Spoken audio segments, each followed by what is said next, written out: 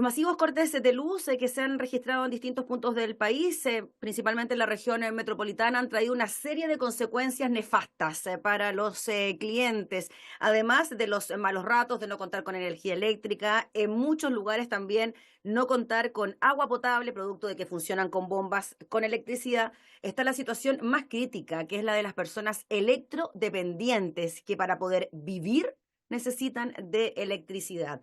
Quien estaba muy preocupado de este tema es el diputado Hernán Palma, con quien nos comunicamos. ¿Cómo está, diputado? Gracias por el contacto. Estoy bien, pero preocupado. Uno no puede estar plenamente bien Mm. cuando pasan cosas como las que usted señalaba, y es increíble todas las aristas que tiene desde la salud pública, ¿no? O sea, vamos a hablar específicamente del tema de electrodependencia, que a mí me aflige mucho, pero pensar que, por ejemplo, no haya agua potable, que no funcione un generador, que se contaminen los alimentos que están en un refrigerador, que hayan cortocircuitos, que una persona se puede electrocutar. O sea, es una cantidad de cosas que pueden afectar, dañar a las personas, que es muy grave, y creo que las compañías no se han portado nada de bien, sobre todo en él, lo digo así claramente. En el caso de la electrodependencia, ustedes bien saben, se estima que hay alrededor de 20.000 familias en Chile que tienen al menos un miembro de su familia con algún grado de electrodependencia. Y esto tiene que ver no solamente con la población infanto-juvenil, ¿no? Tiene que ver también con la población mayor. Hay personas que son oxígeno dependientes, hay personas que por enfermedades poco frecuentes como atrofia muscular espinal, que motivó, por ejemplo, la marcha de la mamá de Tomás, que son, claro, poco frecuentes, pero que si uno las va sumando, la verdad que son bastante frecuentes, son frecuencias que se pueden ir integrando, ¿no? Se estima que hay como 7.000 condiciones en Chile, pero además hay personas que por distintas razones, por ejemplo, yo voy a mencionar sin dar los nombres para no vulnerar los derechos de Mm. las personas, ¿no? Que en eso los médicos somos bien prudentes. Por ejemplo, en San Bernardo hay un padre que tiene dos hijos gemelos que son electrodependientes 24/7. Hay un caso de un señor en Las Cabras, que la chica de él tuvo meningitis y actualmente tiene alrededor de 26 años, electrodependiente 24/7. Además, hay que pensar que estas familias, muchas veces, uno de los dos progenitores se tiene que quedar al cuidado o ir alternando el cuidado, y muchas veces pierden sus fuentes laborales, ¿no? Porque el cuidado está por encima de todo. Entonces, bueno, por un lado hay una política de gobierno en este minuto, una política pública que va en el sentido de cuidar a quienes cuidan, ¿no?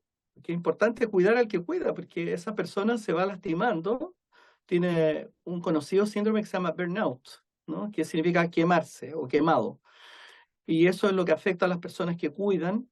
Eh, y yo conozco casos en mi distrito, por ejemplo, dos niños en una casa que incluso uno de ellos está con un sistema de intubación permanente, con terapia. Son niños que están conscientes, además pertenecen a la red de aulas hospitalarias, entonces les van a hacer clases a sus casas porque son niños que cognitivamente están bien, ¿no? Pero que requieren una máquina permanente. Imagínense el sacrificio, el esfuerzo tremendo para esa familia, es muy doloroso. Entonces yo estoy sumamente preocupado de que en algunos casos, les explico muy brevemente, las personas por ley, la ley 20.304 establece que estas personas tienen que ser acreditadas por un facultativo, ¿no? E inscribirse en un sistema de registro que a su vez lo administran las compañías de energía eléctrica, ¿ya? Y tienen que proveer un generador. Si el generador no está, la persona sencillamente se corta la luz varias horas y se muere, ¿ya? Eh, pero este generador además tiene que estar en buenas condiciones, y además, ojo, el generador se abastece de combustible. Yo recuerdo un caso que no fue culpa de la compañía, ojo, porque las compañías a veces toman empresas contratistas externas que proveen los servicios, ¿no? Son como subcontratados. Mm. Entonces, por ejemplo, dejan un generador que no siempre está en buenas condiciones y no le llevan combustible suficiente. El caso de San Bernardo, por ejemplo, el padre me contaba que si él tuviera que gastar en combustible, gastaría aproximadamente 45.000 pesos diarios solamente en combustible, ¿ya? Esta ley establece además que no se les puede cortar el suministro, ¿ya? Pero en los periodos de alta, imagínense ahora que estamos con toda esta crisis energética que se agrava con el anuncio previo a esta crisis que se produjo en estos días por el tema climático, con las alzas que van a tener las tarifas, por ejemplo. Entonces, la verdad es que están bien complicadas las familias chilenas en general, pero estas familias en particular. Por eso que yo estoy preocupado y he asumido que es bastante serio y Mm. responsable, el llamado del diputado Mulet, en el sentido de que vamos a constituir una comisión especial investigadora para citar a las compañías de electricidad y ver cómo abordar este y otros temas. Diputado Palma, en relación a los electrodependientes, y para aclarar el punto, para que quede claro, las personas que son electrodependientes solamente tienen el generador cuando se corta la luz, no es que tengan permanentemente un generador por si acaso se corta la luz, o sea, se corta la luz, tienen que avisar que se cortó la luz y ahí les llevan el generador. No, normalmente ellos están inscritos. O sea, primero un facultativo entrega un certificado de que esa persona es Sí, electrodependiente, ¿ya? Un médico. Después, esa persona se inscribe en la compañía que corresponde a su a la sector. Sí. circunscripción que le corresponde, Ujú. claro. Y eso obliga a la compañía a proveer un generador, eso es por la ley 20.304. Y el generador, a su vez, tiene que estar obviamente en buenas condiciones y tiene que estar con combustible. El tema es que si no tiene el combustible, en el momento que se cortó la luz, no saca nada con tener el generador.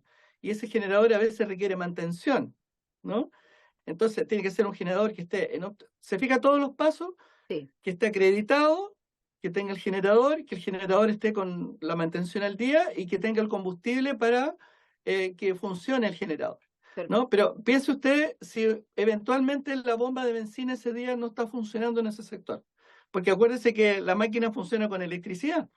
No está funcionando la bomba, no tiene corriente, no tiene combustible, y cómo le llega el combustible a su casa, aunque Dipu- quiera. Diputado, por ¿Se entiende? experiencia, sí, por experiencia, a raíz de los cortes de luz, en experiencia personal, compramos un generador aquí en la casa, porque estuvimos sin luz muchos días, etcétera. Tengo un generador. Sí, sí. Lo compramos hace tiempo, menos mal barato, antes de que se agotaran, porque en este momento, por las circunstancias, No están hay stock. agotados. No, no hay stock. Y el punto es que, claro, uno puede comprar una cantidad de combustible para que te funcione un par de horas, un día completo, pero tampoco existe la posibilidad de almacenar en tu casa tanto combustible en caso de que no exista luz eléctrica. Entonces, ¿de qué manera pueden continuar funcionando? Eso es lo que me pregunto, si hay una persona que necesita estar minuto a minuto conectada a electricidad. Si es que está funcionando un generador, en un momento el generador se apaga, hay que ponerle combustible, hay que ir a comprar combustible. O sea, es una situación muy engorrosa. No, y además piense usted que esa persona está cuidando a alguien, entonces tampoco es llegar y salir de la casa y dejarlo descuidado, porque puede tener complicaciones, se puede asfixiar, puede tener cualquier problema y no puede quedar sola esa persona, requiere que haya un cuidador casi permanente, ahí 24/7, ¿no? Entonces es bien complicado.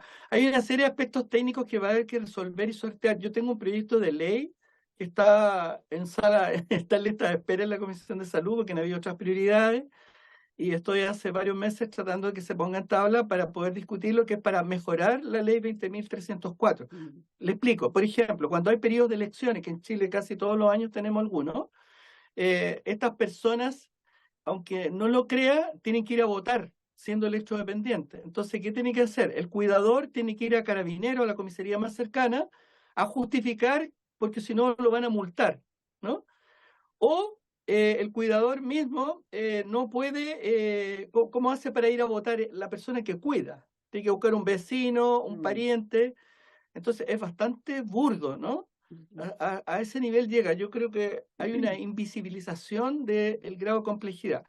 Lamentablemente, como decía Brecht, Brecht, esto se visibiliza cuando le pasa a uno, ¿no? Entonces, pero si uno mira en su entorno, seguramente va a encontrar un familiar, un vecino, alguien conocido que tiene esta condición y entonces, claro, a uno se le despiertan los sensores, pero yo creo que la sociedad no puede estar esperando que las cosas le pasen a uno o a quienes lo rodean para despertar frente a estas alarmas. Yo creo eh, que de algo nos sirve esta crisis, que es lamentable, por lo menos para despertar estos sensores y dar respuesta a cuestiones que son muy graves. Diputado Palma, y en estos días de contingencia que se extiende ya por una semana, nos imaginamos que las personas electrodependientes están funcionando con su generador desde el minuto uno.